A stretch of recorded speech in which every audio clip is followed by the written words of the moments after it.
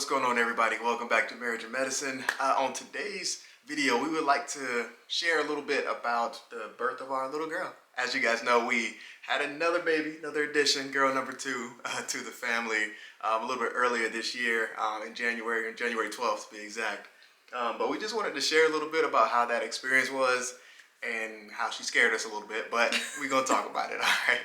I guess you should probably start with Naya's birth story first, like at least a little briefly, just so you could kind of understand like the difference between the two. I don't know, do you want to share that? Yeah, no, that's fine. So hers was smooth. Like we had like no issues at all. We went in there, didn't even have to get induced. Her water broke right beforehand, so we were like, oh yeah, it's go time. We were able to go in there, no issues. Basically, she was able to get the epidural. Was a little painful, but you know, not too bad. That's always the worst part of giving part. birth, at least in my opinion. The epidural, I feel like, is worse than actually pushing out the baby. Right. And so, I mean, after that, everything pretty much went smoothly. She didn't have a significant amount of pain associated with it. The only thing that was really painful was after the birth, where she had to get some cuts or sutured and those kind of things. But outside of that, the rest of it wasn't really significantly painful. Naya was healthy the entire time. She didn't have any issues with her heart rate, didn't have any issues with the delivery at all, in the sense of she came right out with some pushing, no issues there. Ariana decided to be a little bit different, for sure. Yeah, so for hers, I actually got induced. So I got induced 2 days before my due date, just because, you know, once you get to like 40 weeks, they don't want you to go too far after that.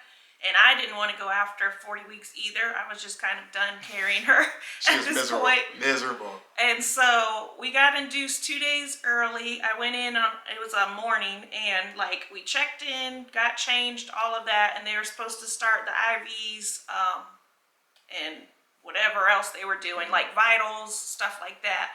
And like within that first 5-10 minutes, like, the lady's like, oh, I need you to take your mask off. I'm like, okay, you know, no big deal, whatever. I'm thinking like, maybe I need to get more air in because whatever.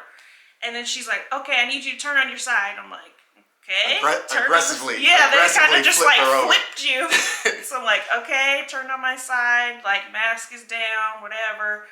And then they're like, we need to get oxygen on you. So they put an oxygen thing on, and I'm just like, at this point, like, I don't really know what's going on. Obviously, like, I feel like it's something.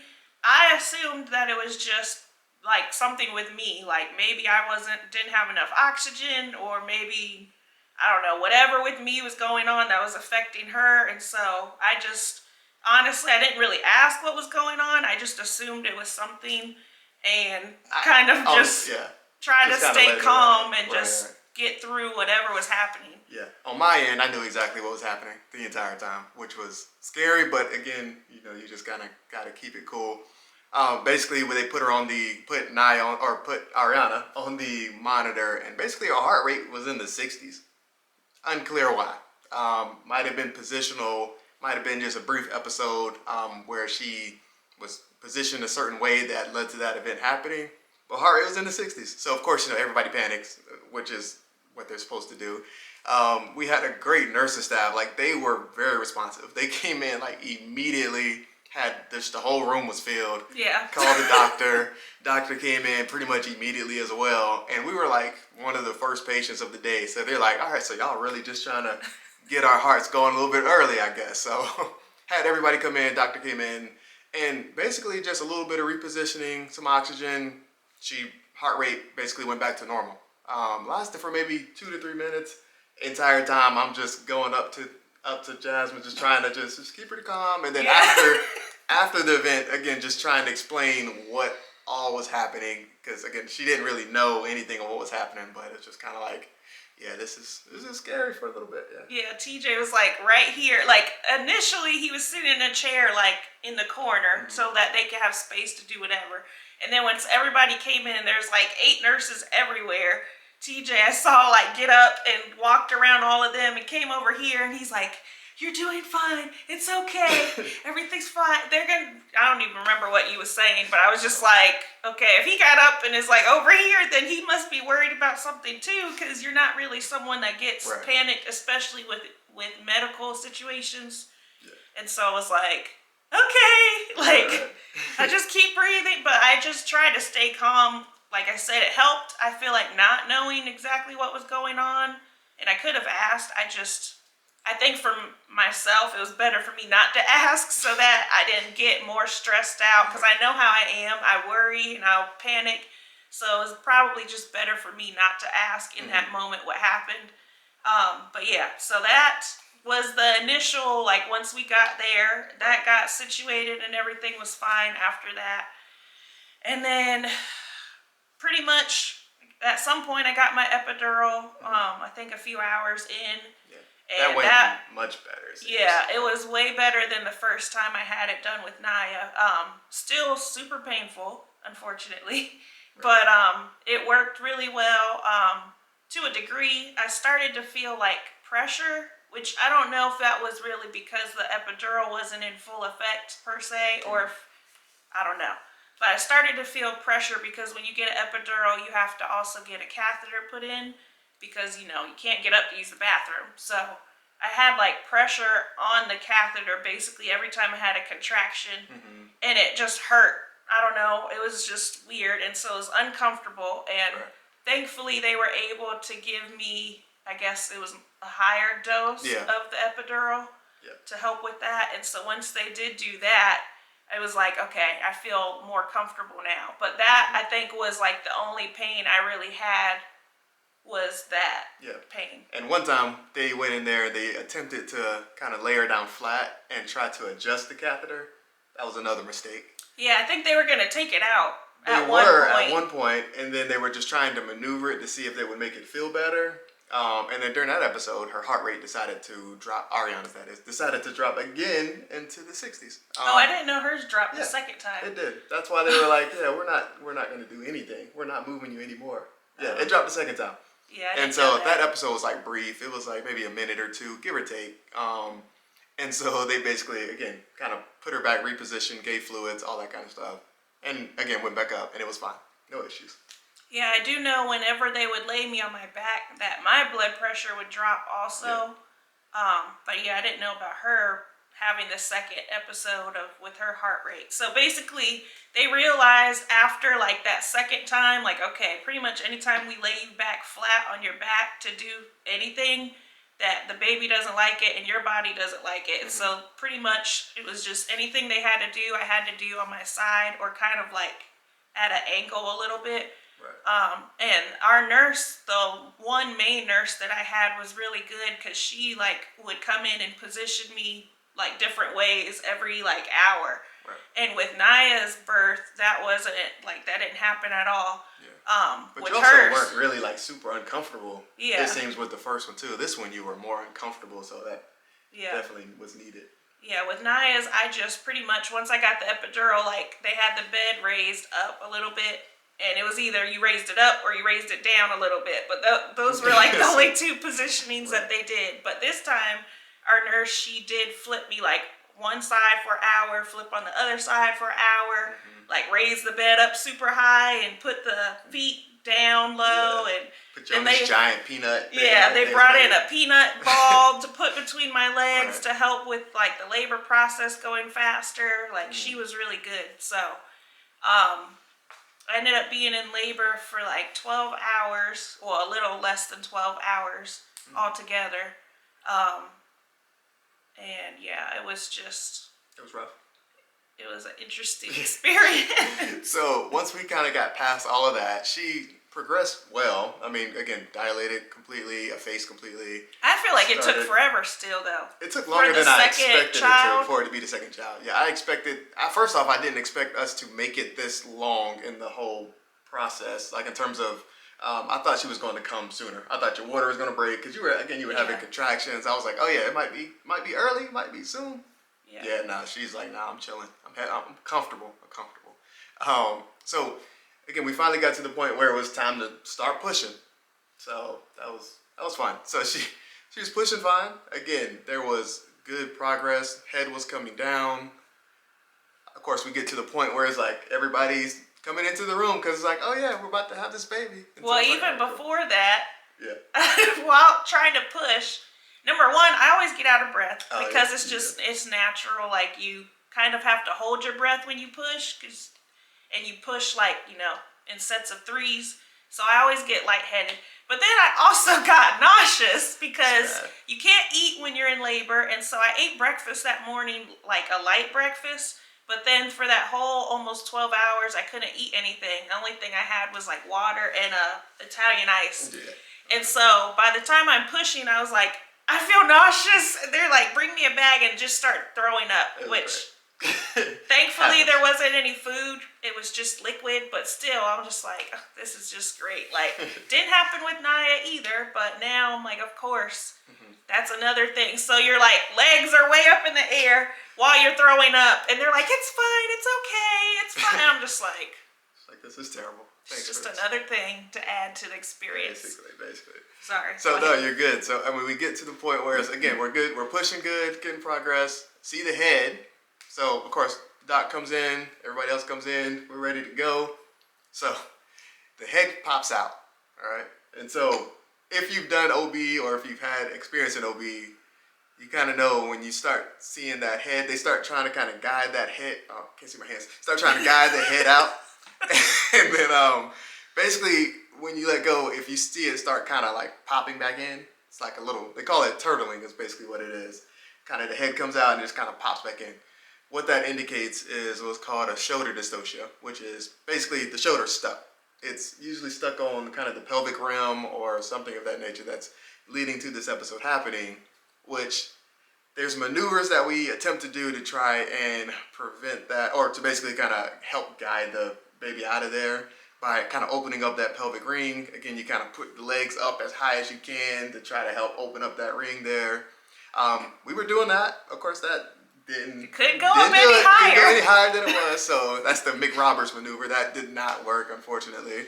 And so basically, again, she had a shoulder dystocia going on for about 3 minutes, and of course that's scary. Of course, thankfully we had a gray-haired OB guy, so he knew what he was doing. So he had all the tricks under his belt. He basically had to go in there, and he ended up having to sweep the arm out a little bit, and a little bit of a maneuver to kind of move it to the side, and was able to get her to come out. It was scary, and of course it was also a little painful. It was painful, I'm not gonna lie, because at that point, I can feel like you can't feel pain in the sense of like ripping or anything like that, but you can feel like pressure and movement, and so like I could feel his hands like literally pulling it open, and I'm just like, oh my gosh, like this is so uncomfortable. Like, can you stop? And I'm like, as a guy, I'm like, clearly you don't know what giving birth is like, and so it's like to him, you're just like, oh, just like rip it open and get the baby out, and I'm just like, sir. But now that I know what was going on, I'm like, he was trying to make as much room as possible to help her to come out because she was stuck, and so I'm like, it makes sense now what was going on. But I'm just like, dude, can you please stop pulling on me so hard? And I mean, it wasn't to the point where it was like, because I know someone might be like, well, why didn't you tell him like to stop if it was uncomfortable or whatever? Like, it wasn't to that extreme to where I was just like unbearable or anything. But it's just like pressure and it's uncomfortable. And pushing a baby out in general is not comfortable anyway. So it's not like there's a real comfortable way to get her to come out. So, I mean, I felt like if, if it was maybe not done in a proper way, that TJ would have said something, or I would have said something, but both of us didn't feel like there was a need to really like stop him or like correct him or anything like that. I just kind of... He had to do what he had to do, unfortunately. In those situations, again, he's been doing this for many years. So I was kind of trusting that he knew what he was doing, which he did, clearly. And thankfully, we were able to get her out. She came out with the biggest lips. Her lips were she was swollen. Her little eyes were swollen. I'm like, legit. I was like, a little swollen face. Thankfully, all that went down pretty quickly. But she actually weighed in at 8 pounds and 7 ounces initially, which is 1 pound and 2 ounces on Naya. Naya was, I think, 7'4".